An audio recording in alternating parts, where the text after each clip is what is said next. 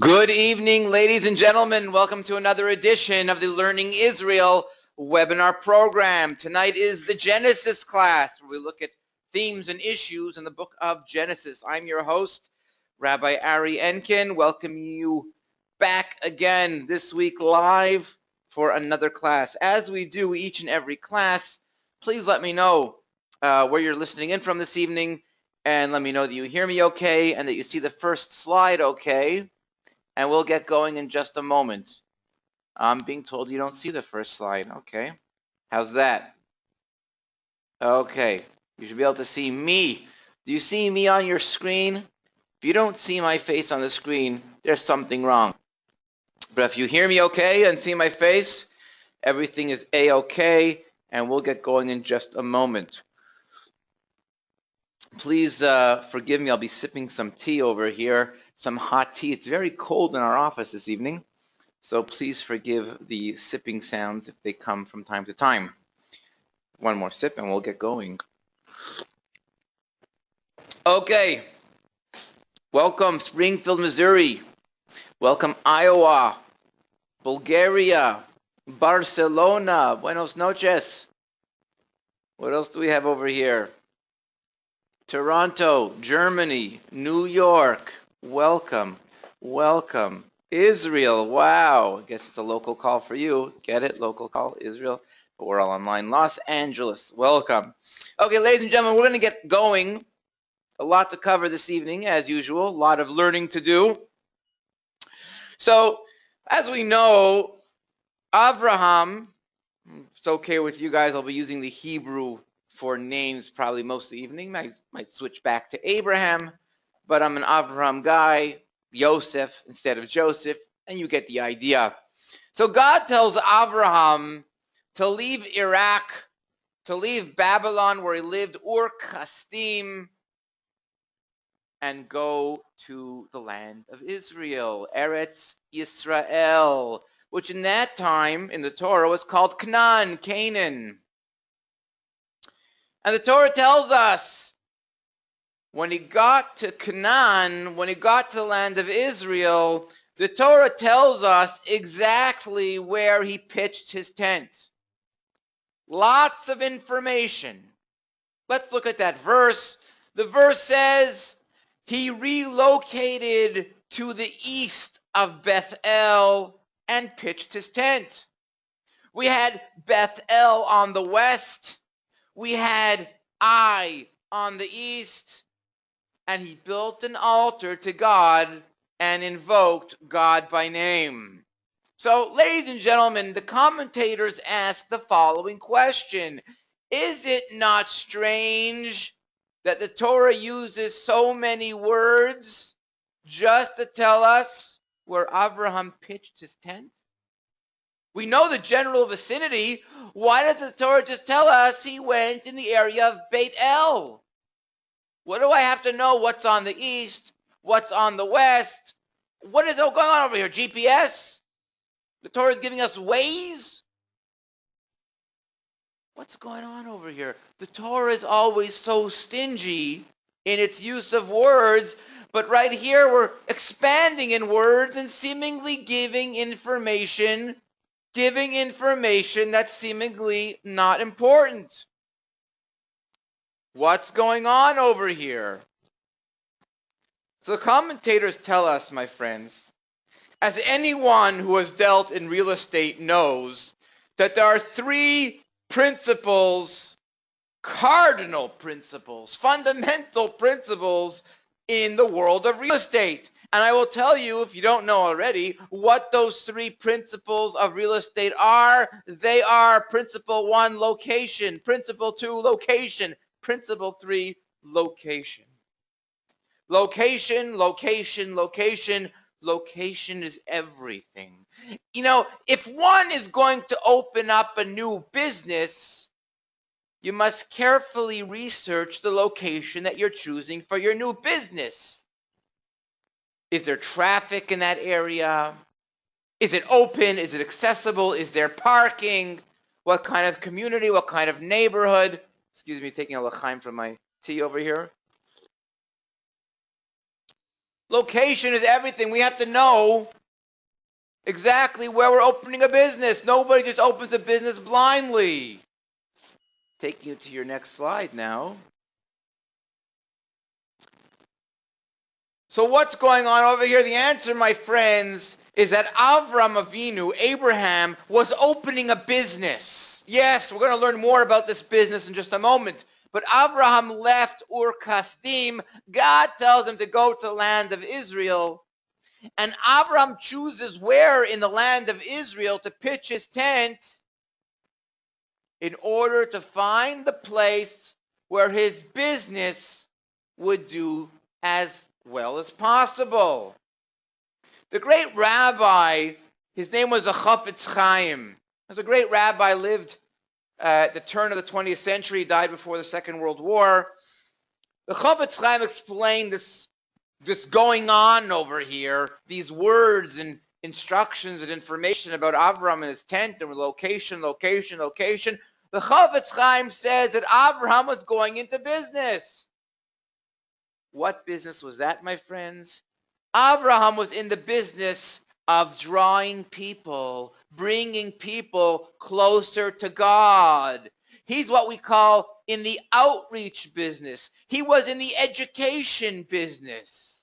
He was in the preaching business. He was in the business of bringing godliness and Torah and light and spirituality to everyone he could. He wanted customers. He wanted clients. He wanted to be able to reach people, so he couldn't go pitch his tent on a side street. He couldn't go pitch his tent in the middle of the Sinai desert. Not too many people passed by in the Sinai desert. Avram wanted to find a spot where his outreach business, his educational business, his spreading of God business would be so successful. And you look at ancient maps, my friends, Abraham chose what were the main arteries, the main crossroads, the main thoroughfares of traffic in the area at that time. Beit El and Ai. Everyone passed that area. Everyone had to go by Beit El and Ai if you're going from the north or to the south of the land of Israel. Avram knew, I'm going to build my business over there. I'm going to pitch my tent on that road, and all day long people will be coming and going. I'll have so many clients. I'll have so many people that I could teach God. So many people that I could teach about God and spread the word of God. The question that we must ask ourselves, my friends, the question that we must ask ourselves is, how much time and effort and thought do we invest in planning where to place our business, that our business will be successful? And on a related note, how much time and effort and thought do we put in making sure, in putting ourselves in a situation where our spirituality will be successful? Do we care about our spiritual profits as much as we care about our material profits? People will spend days and hours, hire committees and meetings and consultants before planting a business. Do we put the same effort, my friends, in ensuring that we'll be successful in spirituality? Do we put an effort, and do we take counsel and advice and have meetings whether a certain school might be the right school for our children? Will there be good influences at that school or bad influences at that school? We send our children to these extracurricular activities. What kind of people are there? Is it spiritually beneficial for my children? Or is it not spiritually beneficial for my children? Do you do the research? We all know, let's confess, before we lay out money to open a business, we do our research.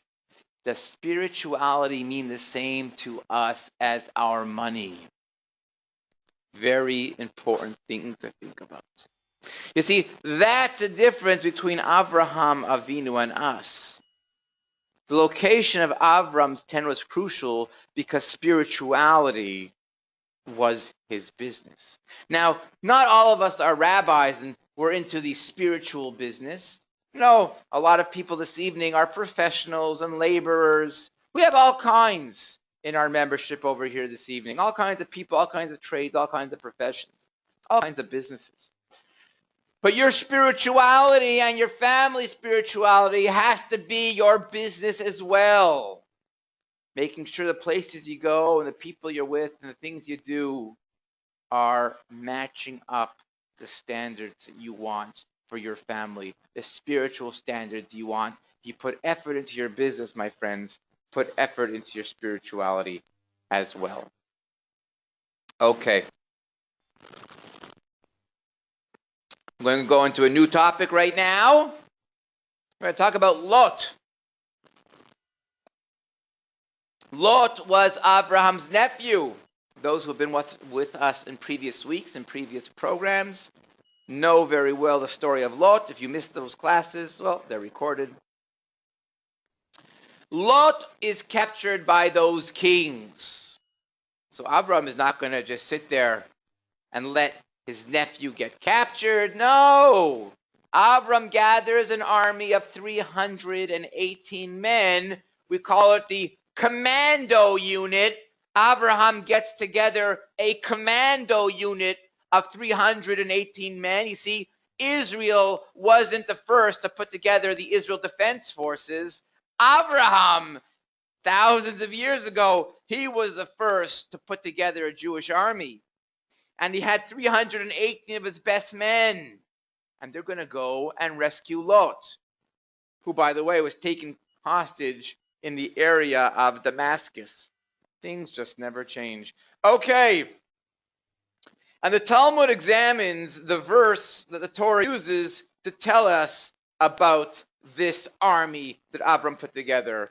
And the pasuk says, the verse says, Vayarek et chanichav. He armed those men who he had taught Torah. You see, these 318 men that Abraham assembled to rescue Lot were actually Abraham's students. They're the ones he taught the Torah to. What does the word armed mean? He armed those students. He armed his soldiers. Well, the Talmud has a dispute, a two-way dispute, as to what armed means over here. According to Rav, one of the Talmudic rabbis, Rav says the word armed in the verse means that before the battle, Abraham armed them with Torah. He armed them with godliness. He armed them with faith and trust. Shmuel says, the other rabbi in the Talmud says, what does it mean he armed them? He armed them with money. He showered his 318 soldiers with money. Whoa. Whoa. You know, Rav's interpretation of the word armed, Rav's approach makes perfect sense. It's easy to understand. Abraham was a holy man, a godly man. His students were no doubt in his footsteps. So he armed them. It makes perfect sense to suggest that Abraham armed them with Torah, with knowledge, with godliness, with fear of God, with faith, with trust in God. That makes sense. But Shmuel, Abraham the righteous Jew, is writing checks and showering his soldiers with money. It seems very un-Abrahamic, to say the least. And the answer, my friends, it is explained that Abraham showered them with money. Yes, according to Shmuel, Abraham did indeed shower them with money, lest they become involved in the war, involved in the battle, and start looking for booty. They start snooping around looking for some jewels and cash and valuables. Avram was worried that they might forget the reason they actually went to war, and that's to get back Lot, to go save Lot. Avram didn't want them to be distracted from that goal. So he gave them lots and lots and lots of money so they wouldn't have to look for money or look for valuables. Avram's saying, don't worry, you'll have all the money you want. Here it is. Don't lose focus. Go get Lot. Fight the war. God be with you. Whoa. Very difficult teaching, very difficult approach to Avram and Avram's thinking and the soldiers, and lose focus on Avram's mission of saving Lot. What, they'd rather abandon Lot and look for money? It all doesn't make too much sense. What's going on over here? So we're going to the next slide now. So according to one opinion, the 318 men that Avram assembled and turned into his commando unit, according to one opinion, there weren't 318 men. It was actually one man, Eliezer. Eliezer, who was Abraham's trusted servant. According to another opinion, yes, 318 individuals means there were 318 individuals. But they must have been 318 righteous individuals, because Avram was gathering them together to go to war against the kings. Who would put their lives on the line? Who would risk their life to go rescue Lot? Only the most righteous, or the most righteous of Abraham's students. So let's recap over here. Let's recap. Avram's students, whether there's one of them or 318 of them, they were all motivated by saving Lot's life. They were all loyal to Avram Avinu. They were all motivated by Abraham's instructions. So why is it again, if they're so righteous and so focused on Avram, that Avram has got to worry about giving them money? Why is that again? So it's explained, my friends, that oftentimes when people get involved in something, they forget what they're in it for. One might often start a project, an endeavor, motivated by a very noble cause, but sometimes we become so preoccupied in the means that one forgets what he is doing there in the first place. It would be quite a common phenomenon that they could start the war ultimately to rescue souls and save lives. We don't doubt the fact that Abraham's commando unit over here, the 318 men, we don't doubt they would have started their mission with only the greatest of intentions and drive and motivation. But maybe after all that pow, pow, pow, and shooting and killing and bombing and missiles and all that stuff that war entails, maybe Abraham thought, naturally, because they're human beings, they might forget what they're doing there in the first place. As Charlie Brown says in the comic strip, sometimes I lie awake at night and I ask, why am I here? We don't often know why we are where we are. We often begin with motivation, with noble motives, with direction, with inspiration, with commitment, and then we forget what we're doing there. What am I here for? Why did I sign up to this? What brought me here? We lose track. That's normal. We're human beings. That's healthy. But people can become so involved in the means that they forget the goal. One can become so involved and immersed in war, or any intensive project for that matter, and you forget what the war or the project is all about. In our case over here, the war was about saving lives, saving Lot's life. But instead, what could happen, your soldiers will go around seeking money. This is human nature. Excuse me. Excuse me. Our sages tell us, for example, I'm going to give you another example. I'm just going to finish this tea right here. The tea is finished. Thank you for bearing with me. I do feel better. There's another example in the Torah where we could see that people go out, quote unquote, to a type of war and forget what they're doing there in the first place. Our sages tell us that many of the children of Kehat was a family of Levites. And the Levites, as you may know, they were the ones responsible for transporting the tabernacle, transporting what we call in Hebrew the Mishkan. They would transport the Mishkan and all its vessels, all the holy vessels, like the menorah and the holy ark and all of it. So the children of Kehat, it was their job to transport the ark. The Kehat people were the Levites responsible for transporting the ark. What happened? Many of the children of Kehat died. Yes, died while fulfilling their duty. They died while engaged in such a holy and noble cause, holy and noble activity of transporting the holy ark. How'd they die? How'd this happen? That one of the holiest families, who had one of the holiest jobs, died, dropped dead in the course of their mission. And the answer, my friends, is there were always arguments breaking out. There was always fighting breaking out. I want to carry the ark. No, you carry the menorah, I'll carry the ark. And they would be fighting back and forth who got to carry which utensil. You take the walls. No, you take the walls. I'll take the altar. I'll take the table. No, you take the table. I'll take... Fighting broke out.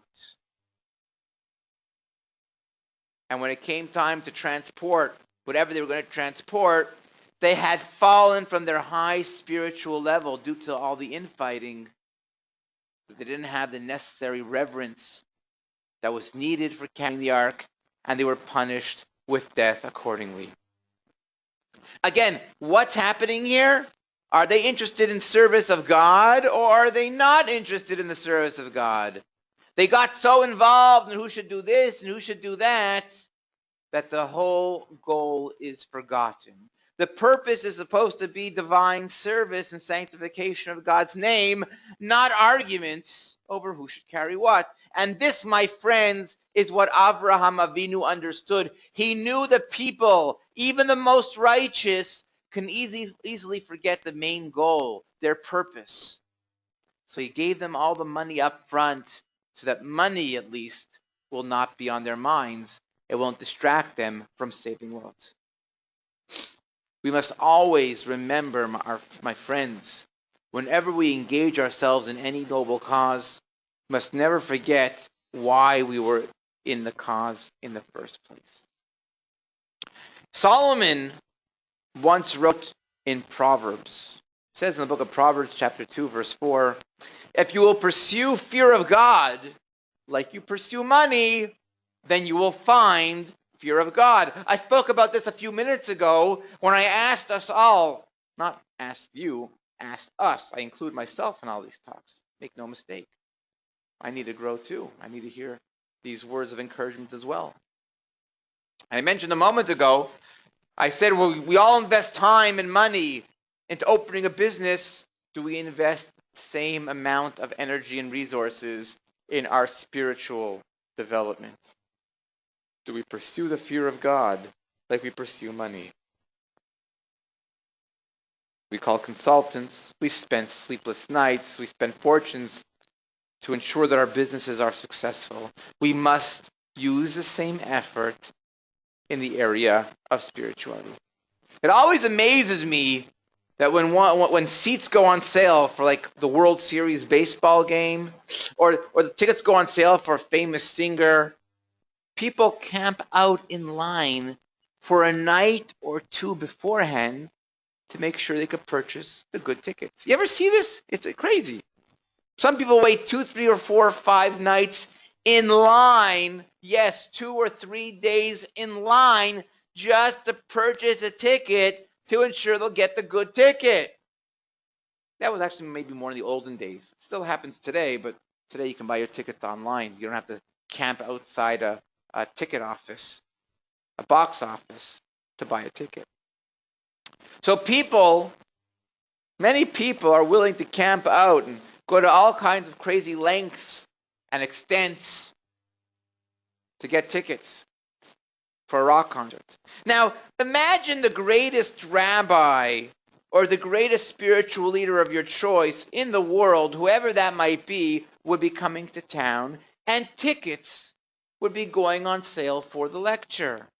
Now, let me ask you this question. How many people would camp out a night or two to guarantee they would get themselves the best tickets to this lecture? The enthusiasm just ain't the same. Solomon said, if you like money, you will pursue it. If one runs after spirituality like you run after money, if we would all run after spirituality like we all ran after money, then we would find God easily. And this, my friends, is why the Torah went to such great lengths to describe the process by which Avram pitched his tent.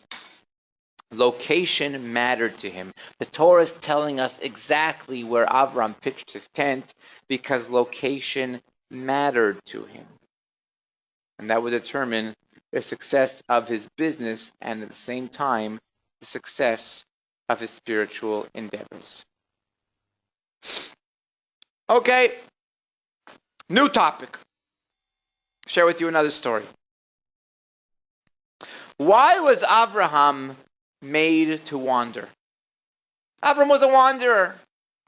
From Ur Kasdim to Haran to the land of Israel. In the land of Israel, he was in Shechem, he was in Beersheba, he was in Hebron, he was in the Jerusalem area. This Abraham fellow, he was a major wanderer.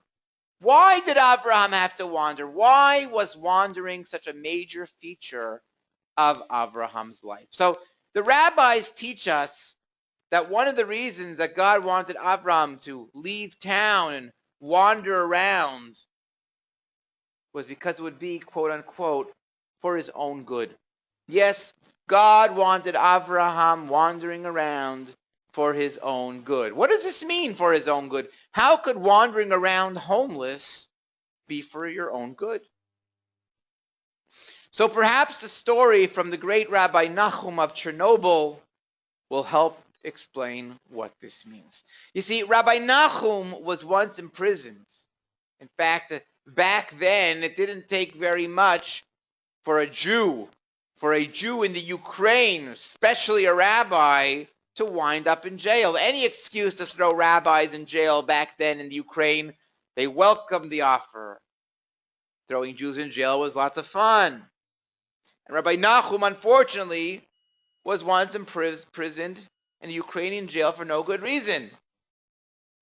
One day, an old and wise man, also a Jewish man, came to visit Rabbi Nachum in jail, and the visitor told him that he could explain why Rabbi Nachum was sitting in jail.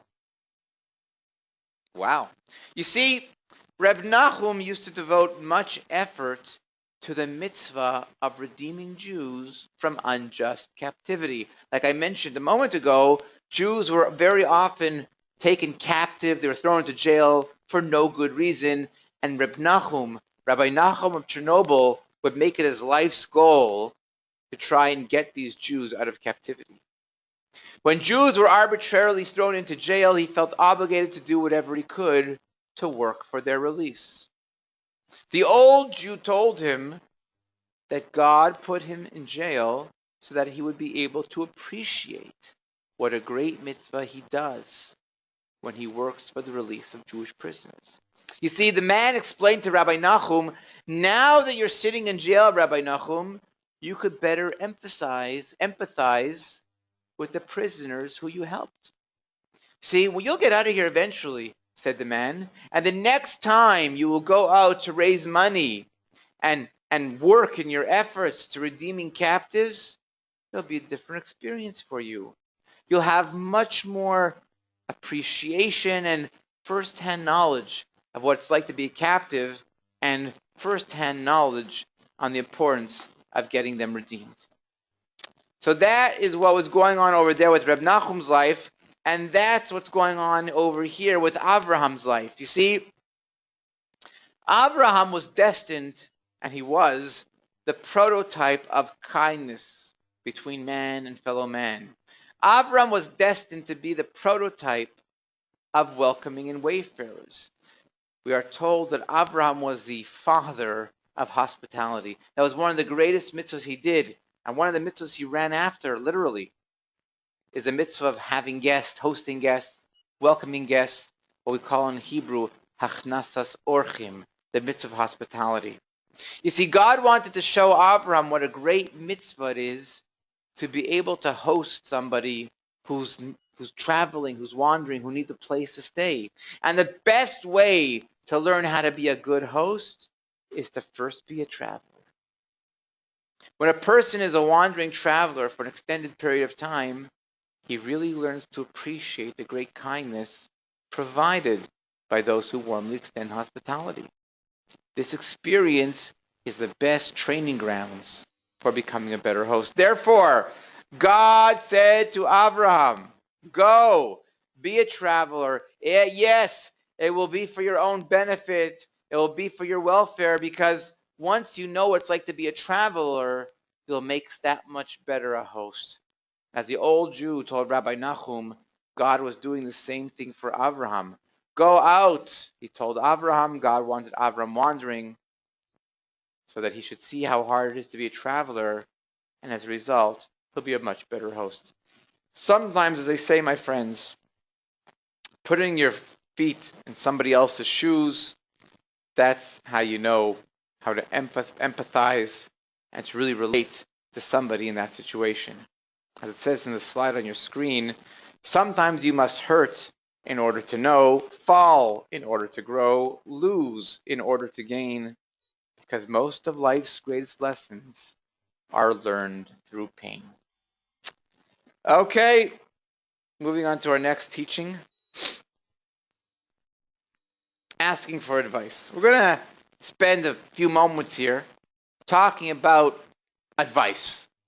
You see, Abraham was 99 years old when God came to him and instructed him to circumcise himself. And many commentaries, the Talmud, the Midrash, many commentaries are bothered by the fact that Abraham waited until this point in his life before performing the circumcision, before performing the bris. Why is that? Because our sages teach us that Abraham fulfilled the entire Torah, even the rabbinic commandments, even though he was not commanded to do so. In fact, think about it yet. The Torah wasn't even given yet. Abraham didn't have a Torah as we know it. The Torah was only given many, many, many years later in the days of Moses, in the days of Moshe. But nevertheless, we are taught, our sages teach us, that Abraham Avinu had a sneak preview. He was given a sneak preview into what was in the Torah, and he kept all the mitzvahs of the Torah. So if he kept all the mitzvahs of the Torah, my friends, why did he not? Why did he not fulfill the mitzvah of circumcision? Just want to confirm that everybody hears me. Please tell me that you hear me. Does everybody hear me? Does everybody hear me now? We're doing a test over here.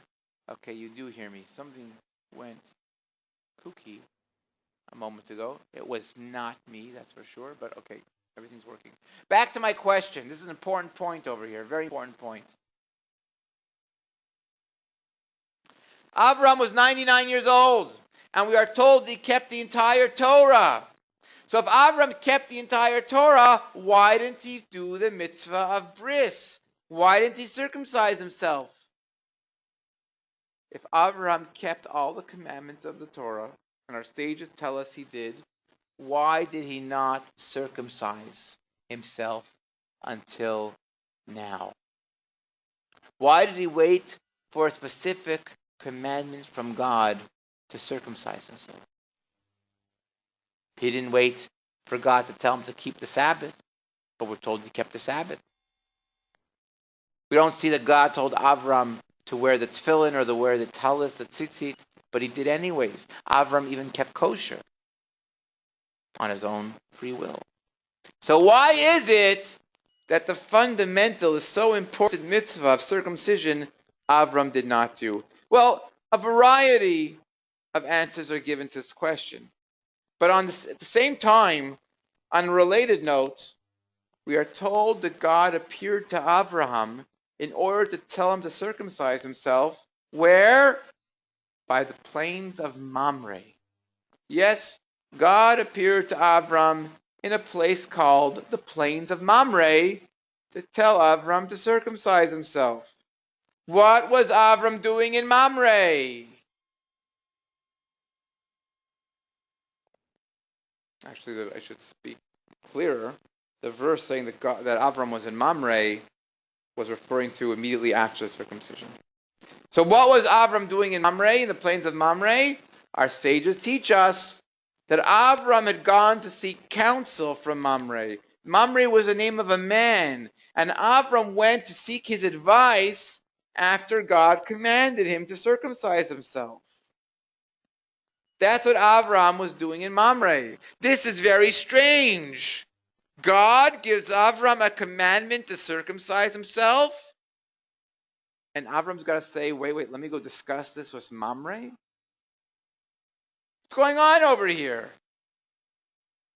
Our sages teach us that Avram went to seek counsel, to seek advice from Mamre regarding God's instruction, God's commandment to circumcise himself. It's very strange. What's there to discuss with Mamre? God, creator of heaven and earth, told you to circumcise yourself. What are you going to consult with Mamre for?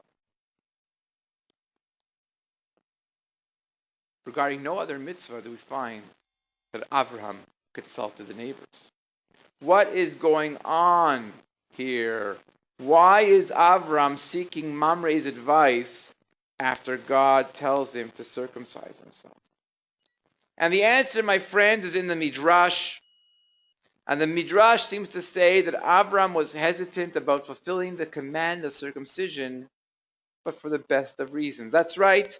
Avram wasn't sure about a certain aspect of fulfilling the mitzvah of circumcision. But he had good reason. You see, as we mentioned earlier, Abraham was in the outreach business. Abraham was the inspiration business. He was in the spirituality business. Abraham's goal in life was to bring people close to God. Now, Avram felt, and rightly so, that in order to influence people spiritually, in order for people to be attracted to a way of godliness, to a lifestyle of godliness and spirituality, one has to be able to relate to them. People have to look at a person who's trying to influence them spiritually and think, can I relate to this guy? Yeah, I can relate to him. He's a lot like me. He's not weird. He's not crazy. And yet he's so happy. He's so spiritual. He's so close to God. Hey, maybe this would work for me too. But in order to influence somebody, you've got to be like them a little bit. You've got to relate to them a lot. You see, as long as Abraham was uncircumcised, he was like everybody else. But once he made that mark on his body, that mark of circumcision, he would be forever different than anybody else. If he was going to be forever different, he knew that he would inevitably lose a certain amount of his ability to affect other people. If you're different, you have a hard time reaching out to other people. If you are different, people don't relate to you. Till now, his body looked the same. They weren't circumcised. He wasn't circumcised. But when word gets out that Avram did a circumcision on his body at his age, Whoa, people will say, this guy is weird. This guy is cuckoo. He's hearing demons again. And they'd run away. And they wouldn't be influenced to spirituality.